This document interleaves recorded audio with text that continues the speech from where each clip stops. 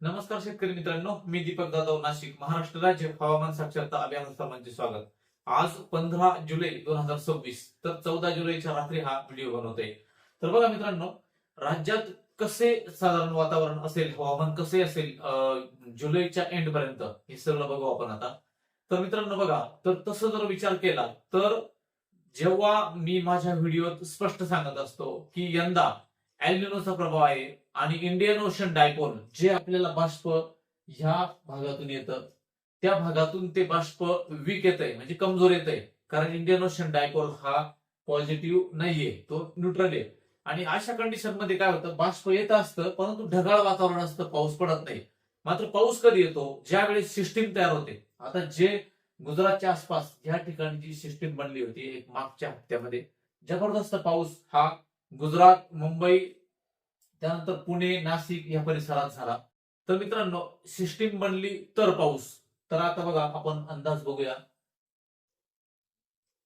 तर बघा मित्रांनो, सध्या जर सिस्टीम जर बघितली तुम्ही तर साधारणपणे बंगालच्या उपसागरात या ठिकाणी एक चक्राकार परिस्थिती फिरताना आपल्याला दिसते. आणि ही इमेज 14च्या रात्रीची, म्हणजे बघा बंगालच्या उपसागरात पावसाची सुरुवात या ठिकाणी कमी दाब क्षेत्र बनलेले आहे.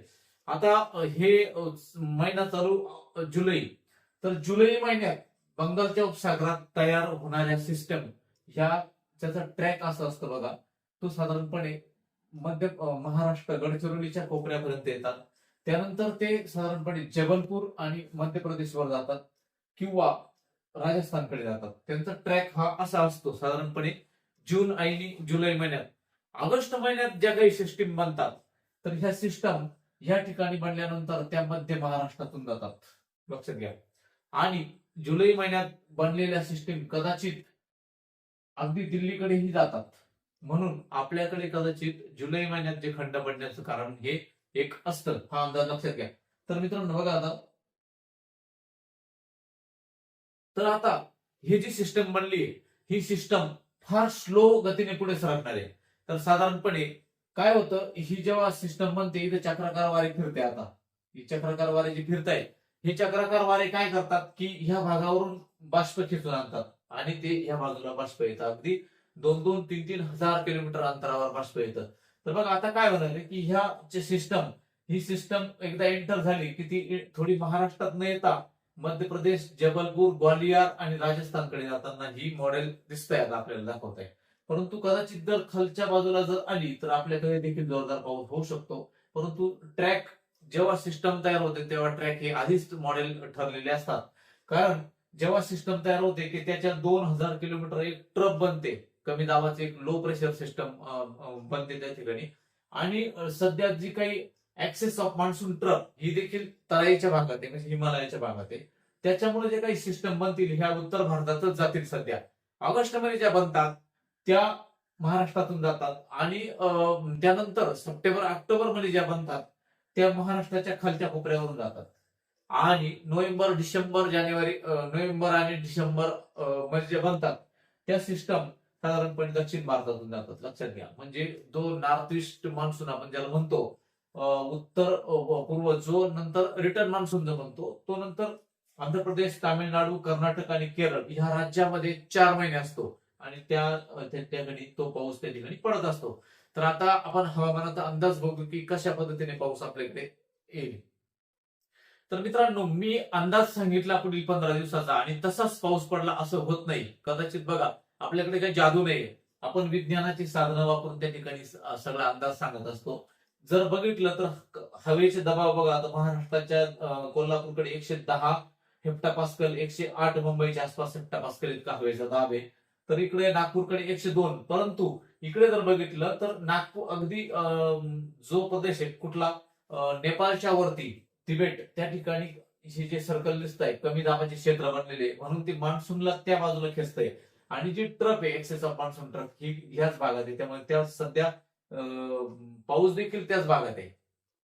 आणि जिकडे सिस्टम असते त्याच ठिकाणी पावसाचा देखील जोर असतो. तुम्ही बघू शकता की या बंगालच्या उपसागरात सिस्टम असल्यामुळे ह्या बाजूला इथे जोरदार पाऊस पडणार आहे.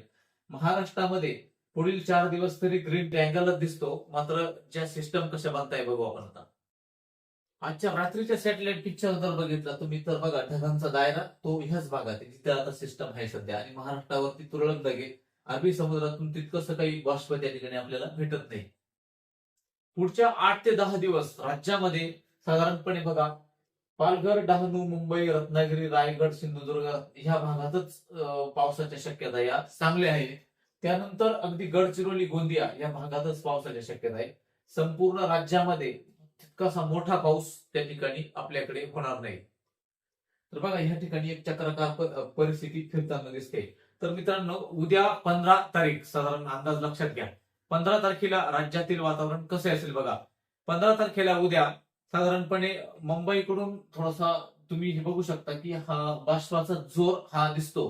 तर मला भरपूर कॉल आले शेतकऱ्यांचे की भाऊ काही लोक सांगतायत की उद्यापासून खूप पाऊस पडणार आहे. काही लोक सांगताय पाऊस आला तर हवामानाचे अंदाज सोडून देईल. काहींनी असं सांगितलं की संपूर्ण जुलै महिना पाऊसच नाहीये, तर 3 ऑगस्ट पासून पाऊस आहे. तर अशा पद्धतीने शेतकऱ्यांना घाबरवण्याचं काम बरेच लोक करतायत. तर मित्रांनो तसं नाहीये. तर बघा सिस्टम साधारणपणे जुलै महिन्यात कुठलीही सिस्टम ही साधारणपणे राज्यात नाही, आपल्या राज्याच्या आजूबाजूला देखील सिस्टम ही नाहीये. ही सिस्टम मध्य प्रदेशातून आहे. परंतु काय होतं, सिस्टम जरी एमपीतून असली, मध्य प्रदेशातून असली, तरी पण बाष्प त्या ठिकाणी खेचलं जातं. तर उद्यापासून राज्यामध्ये काही ठिकाणी वळीव पावसाच्या शक्यता आहे.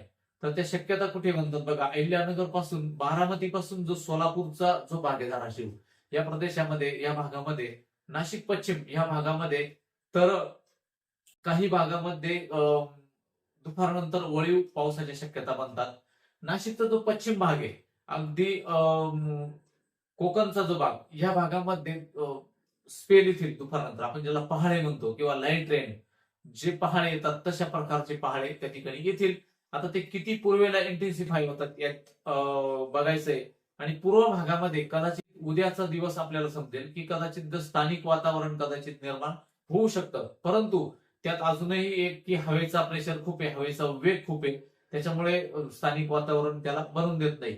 तर अंदाज हा सगळ्यांनी लक्षात घ्या. साधारणपणे उद्यापासून जो 15, 16, 17 आणि 18 तारखेपर्यंत जेमतेम राज्यामध्ये पॅचेसमध्ये जिथे स्थानिक वातावरण तयार होईल तिथे पाऊस होईल.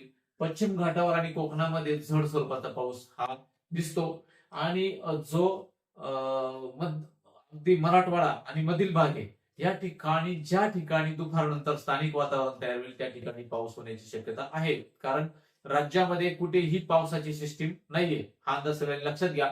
त्यानंतर 19-20 तारखेनंतर राज्यामधील पाऊस वाढताना दिसतो. लक्षात घ्या 19-20 तारखेनंतर. तो आता पुढचा अंदाज आहे, कदाचित आपण त्याच्यात अजून 2 व्हिडिओ कदाचित आपले होतील. परंतु 20-21 तारखेनंतर पावसाचे वातावरण बनताना दिसते. आणि कुणी असं म्हणत असेल की 15 दिवस पाऊस नाहीये, ऑगस्टमध्ये, जुलैमध्ये पाऊस नाही, तर बघा मित्रांनो सिस्टीम तयार होत असतात, सिस्टीमचा ट्रॅक बदलत असतो. त्यामुळे आपल्याकडे आता मी मागेच सांगितलं होतं की पाऊस उघडल्यानंतर 2 दिवसात पेरणी करा, त्यानंतर थांबा. कारण बघा कसं झालं, ओल भरपूर होती. परंतु ज्या शेतकऱ्यांनी आता पेरणी केली ती पेरणीच्या वेळेस जे आपण जे नांगर किंवा पांबर हाकतो तर त्या किंवा ट्रॅक्टरच्या साहाय्याने पेरणी करतो, तर त्यावेळेस ते वरच्यावर अगदी 2-3 इंचामध्ये 2 इंचामध्येच ते बी टाकलं असतं. आणि हवा इतकी स्पीड नव्हती की ती वावर त्याच्या ठिकाणी ती जमीन सुकून जाते. त्यामुळे कदाचित जर्मिनेशन फेल होण्याची शक्यता असते. तर आता थांबून घ्या, एक पाणी झाल्यानंतर त्या ठिकाणी तुम्ही पेरणी करा. कारण पेरणी पाऊस झाल्यानंतर 1-2 दिवसातच पेरणी करावी लागते. अन्यथा जर आपण म्हणू की नंतर पाऊस येईल तर त्या ठिकाणी आपण थांबलं पाहिजे. हा अंदाज सगळ्यांनी लक्षात घ्या. त्यानुसार कामाचं नियोजन करा. जे जे काही अपडेट येतील हवामानाचे ते आपण तुमच्यापर्यंत सांगण्याचा माझा प्रयत्न असेल.